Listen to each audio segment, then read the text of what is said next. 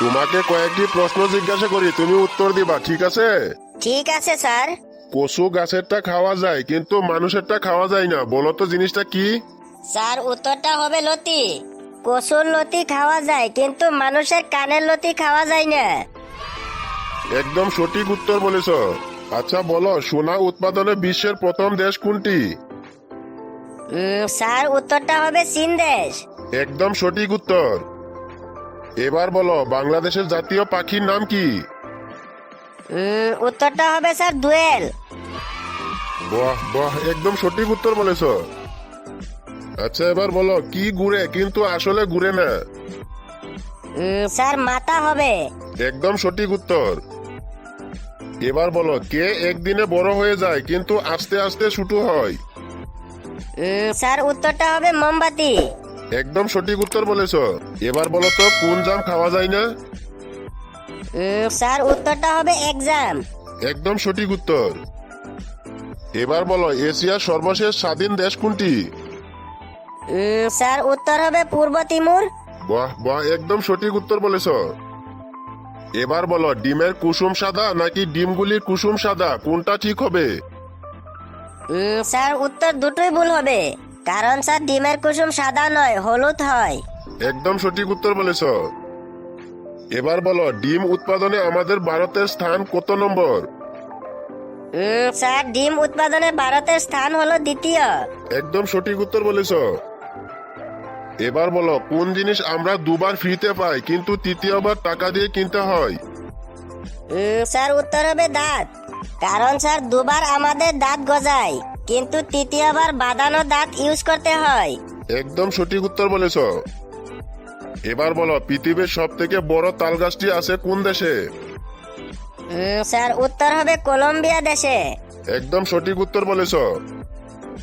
আচ্ছা এবার বলো তো, কলম কি তার বিধবা স্ত্রীর বোনকে বিয়ে করতে পারবে? স্যার কলম তো মারা গেছে, তাই তো তার স্ত্রী বিধবা, সে কি করে বিয়ে করবে? একদম সঠিক উত্তর বলেছ। আচ্ছা এবার বলো তো, এক বছরে কত ঘন্টা হয়? উত্তর হবে ৮৭৬০ ঘন্টা এক বছর স্যার। একদম সঠিক উত্তর বলেছ। এবার বলো, উপরে পাতা নিচে দাড়ি, ইঞ্জিন ছাড়াই চলছে গাড়ি। স্যার উত্তরটা হবে পানা। একদম সঠিক উত্তর বলেছ। এবার বলো, ভারতের শান্তির মানুষ কাকে বলা হয়? স্যার উত্তর হবে লাল বাহাদুর শাস্ত্রীকে। একদম সঠিক উত্তর বলেছ। এবার বলো, পৃথিবীর কোন দেশে সব থেকে বেশি নদী আছে? স্যার উত্তরটা হবে বাংলাদেশে।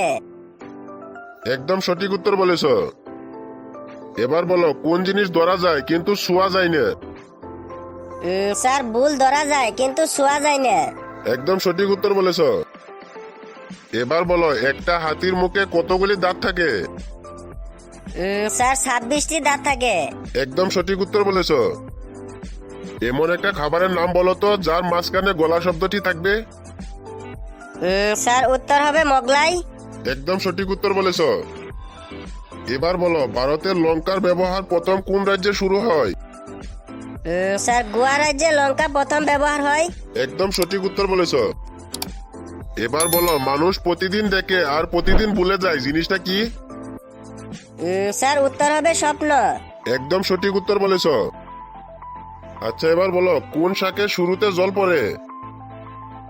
স্যার উত্তর হবে কলমি শাক, আর কল দিয়ে জল পড়ে।